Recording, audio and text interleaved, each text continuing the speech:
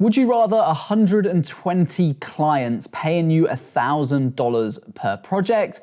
Or would you rather just 10 clients paying you $1,000 per month? Both options give you exactly the same outcome, but the first one is going to take a lot of time and effort to make that many sales, while the second gives you the creative freedom, the opportunity to build up a long-lasting relationship, and more importantly, a predictable income every single month. Of course, I'm talking about the RCP system. This is a system that I've taught to thousands of people and hundreds of members in my academy on how to land clients on fixed term contracts so that you have them paying you every single month, which for video production is quite difficult to come by. But when we look at other industries like social media marketing or website design, they all have packages that means that they're being paid on a monthly basis. Now, I know that some of you are already thinking, well, Ross, every video is different. So throughout this YouTube video, I'm going to share with you some of the strategies that we use to land those clients and how to easily make an extra $10,000 a month by using these simple methods so that you can continue to grow your business. Now, the RCP system stands for Regular Content Plan, and it's what we use to entice businesses onto fixed term contracts so that we had some kind of predictability, because if you don't know how much money you're making each month within your videography business, that becomes really hard to grow your business. How can you know you've got enough money to bring on an editor or to invest in the latest camera gear? You need to have some kind of structure in order to grow your business. And for me, initially, it was about how can I make my business more valuable? Because I understand that as a freelancer, the second you stop working, the work stops. You have nothing to sell at the end of it because you can no longer fulfill your duties with those clients. Whereas I was trying to build a video production company with a team of people so that there was effectively something there that had some value. However, if you don't have contracts with your clients and they only come and see you every so often, what is that worth to a potential investor, someone looking to acquire your business, or even just to evaluate your business and its growth? I wanted to develop a method that meant that we could predictably grow our business as well as adding value to it for the long term. And in a moment, I'm going to break down my 4-part strategy. And at the very end of this video, I'm going to give you 10 tips to help implement this and make it as successful as it possibly can. So retainer models have been around for a very long time. And in essence, what it is a trade of services over a period of time. And everyone does it slightly differently, so it's unique to your business. But the long and short of it is that you provide X amount of services, or this is what you provide in return for this monthly fee. And one contract might last for a minimum of 12 months. Some of our contracts go up to 5 years. And for some people, I know they just keep it on a rolling 3-month contract. Of course, if you want some predictability for your business, then I would suggest go in with a 12-month contract to begin with, because a 12-month contract is going to give you stability for that period of time, and then you're able to sign them up onto longer terms thereafter. You don't want to scare them off by giving them a 5-year contract at the very start, but also you don't want to have the uncertainty of having a 3-month contract thinking that, well, you might not have a client in 3 months' time. As a business owner, you want value for money, right? You actually want to make sure you see a return on that investment, and you also want to keep your costs down as much as possible, because the nature of being a business owner is you're trying to grow your profits, not take them away. And that's important to know because the RCP system allows you to strike up a deal with potential clients, making it a no-brainer for them to go with you. This is a place, however, where value-based pricing isn't going to work, and this will become more obvious as I take you through our 4-part process. So to kick things off, the first part we need to know is how to find clients who are looking for contracted services. There'll be a few people out there that are thinking, well, Ross, clients just don't want to be tied into contracts. And I would say, well, our Academy members are proving you wrong, unfortunately. So don't let your biases get in front of those things. People are looking for stability. They're looking for agencies to work with and build up that relationship. So as their business grows, you can grow too. And video content has never become so important. So what types of businesses work really well for this retainer model? Or simply put, anyone with a high turnover of products or services, or businesses that constantly need to be competing against other people in their market to stand out. For instance, construction right now is a really hot topic because there's lots of people in the construction industry who are starting to move over to social media, and thanks to a couple of influencers, are starting to see the real value that that brings to their businesses. As a result, they're all starting to flock towards video content, and they go, we've got no one to create this content for us. And that's exactly where you come in with the offer, which we'll move on to in a second. The other thing to think about is looking at your portfolio. What do you already have experience in, and what kind of problems are those people having? For instance, if you're in the fitness industry, you might want to use this method to work with personal trainers in order to provide loads of videos about their successes, transformation stories, things that they can use to publicize. If you think about clothing brands, well, they'll release a new line of outerwear or clothing wear at least probably twice a year, winter and summer, maybe 4 times a year. So do you think that they would be a good fit for having regular content? Of course they would. People who sell products, whether they're distributors or they actually create the products, brand them and sell them themselves, those people are great because they're constantly making new changes to their existing product line. They're bringing in new products, so they're going to be in demand for video content. And video content for those guys is going to help boost and increase their sales. So by spending some time working out who could be the right fit for needing content over the course of the whole year will really help us with step 2. Step 2 is developing your own RCP. So what does that look like for you? Well, in essence, you want to keep this super simple. You want to think, how many filming days is that person going to need across the year? Is that 6 days? Is it 10 days? Is it 20? Is it 12? What does that number look like? Put that down on a bit of paper, that figure, and then times that by what you think you would be worth per day. So all my people out there who are working on day rates, this is going to be perfect for you because you'll just write down what your filming day rate is.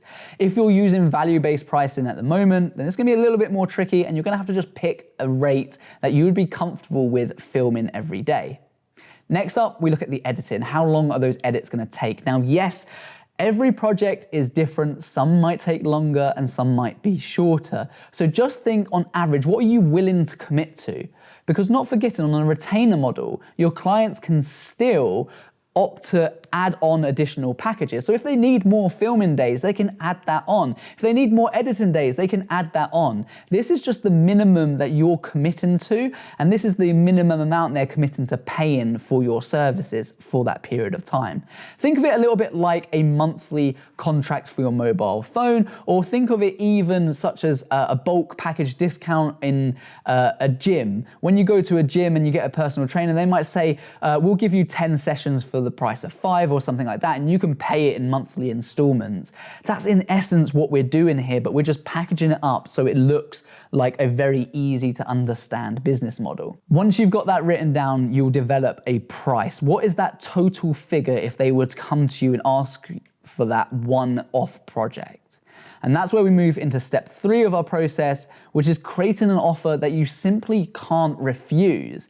This is what gets them to come and buy from you. This is what makes it an absolute no-brainer. Because if you think about it, your traditional way of working is that you'll work with a client and you might see them on another project once or twice in the year. So maybe, what's the total amount of times that you work with your client? Is that 4 times across the year? Is it 2 times? Is it once? How often do you see that client? How often do they keep coming back to you? Because now, whatever you wrote down on that piece of paper, how many days you think that they'll need over the period of a year to produce lots of different types of videos for their website, their social media, their TikTok, all of these things, that's how many times you're asking them to come back to you. So just like a personal trainer, offering them a discount on that is going to make it an absolute no-brainer for them, and they're going to want to work with you because they'll see that they're getting so much value. Now, some people will be thinking, well, Ross, that doesn't really make sense because I'm going to be lowering my rates. You have to think about the bigger picture. How much are you making at the moment? Is having 10 clients on $1,000 contracts paying you every single month, That gives you $120,000 at the end of the year. Now, yes, you can carry on doing your one-off projects, but where's the certainty in that? You can still do one-off projects. I'm not saying stop doing that and just do this. I'm saying add this to your business model. It will help you scale so much more quickly, and it's worth taking that hit on lowering your rates for the sheer volume of work that you're about to have. Not to mention the opportunities of building up a better relationship, and you don't have to stick to charging them $1,000 per project, by the way. Some of our regular content plan clients are up to like $6,000, $7,000 per month. Some are a lot less because it depends on the needs of their business. That's where people who are using value-based pricing can kind of start to see it from a slightly different angle. Now, I should mention at this point, I've got a training session that is free to attend and it's 2 hours long. And it not only goes into this in way more detail, but it also offers you a ton of strategies that's gonna help make this extremely successful, and I'll break it down into easy to understand chunks so that you can make tons of notes and implement this in your business. I'm gonna try and keep this YouTube video to the point as possible so you get a better understanding, but if you wanna have a look at that, I'll link it in the description below. It's my free training event that you'll be able to attend. Now moving to the fourth part of our strategy, and that is the sales and implementation. This is we've got this new product that we're selling, this RCP system. We know what it looks like. We know roughly how it's gonna work. We know who the customers are that are gonna fit this model really well. This is the how do we get them to buy? We've created a great offer. How do we get them to buy? And the easiest strategy for this is your existing clients. People who already use you are gonna be your biggest fans because I'm sure you've done a good job, unless you haven't done a good job, in which case probably don't suggest this to them, but I'm sure you're doing a great job for your clients, and in which case they're the ones to ask the question. This isn't for everyone, and that's okay, but you need to just ask them the question, hey, I've developed this new RCP model, and it's something that I think that can really help you constantly be in the forefront of your customers' minds. Is that something that you would be interested in looking at? This is gonna be something that's gonna help grow your brand online. Is that something that you'd be interested in looking at? This is gonna be something that enables you to revamp your website full of loads of engaging videos, which is gonna be really good for SEO and people finding you, which is gonna mean you're gonna make more sales as a result of it. Is that something you'd be interested in? Asking your existing customers those questions will start to shape the way your business model works and what's gonna work well for them. And it means that you're gonna build a longer lasting relationship and businesses that are gonna stick around for many years to come. So before I move into my 10 quick tips, you've really got two options. You can use the existing method that you've been using of doing one-off projects and hoping that the next project comes in, which I'm guessing if you watch this far probably isn't working as well as you'd like. And you're probably looking for that regular, predictable income every single month. You'd probably rather 10 clients that bring in 10 grand every month for the next year, rather than trying to find 120 clients that bring in the same amount, but results in doing a lot more sales. So why not try something new and give this business model a go? Like I said, I've got so many more strategies that make this successful, and I'll link that 2-hour training event in the description below. Now, finally, my 10 quick tips that will help you implement this better and elevate your brand overall. Let's kick it off. Number one, start by creating a business plan. If you don't know where you're going, it's very hard to tell if you're on track. Set out a very quick couple of paragraphs about what you want to do and where you want to go in the next 5 to 10 years. What does that look like? Number two, figure out your production costs and your day rates. If you don't know what your figures are coming in and out of your business, it becomes very hard to know what the future is going to be like in terms of growth. So start to figure those things out.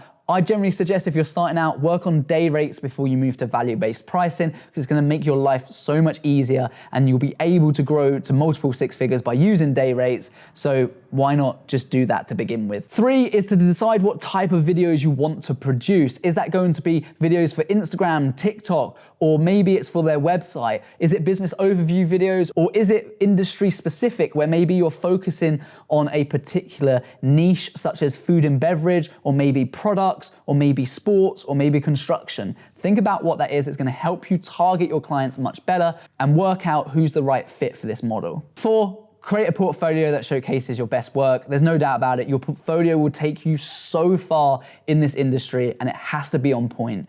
Be critical about your own work, take on criticism from other people, and aspire to produce the best content, and it'll be easier to sign clients. Number 5, market your business online and offline. You need to be doing both. You need to have your Instagram page, you need to be running adverts if you've got a bit of spare cash, and you also need to take that offline. Go to networking events, go to exhibitions, start to network with as many people. Sales is about relationships, and it's about knowing a lot of people, so think about doing those things.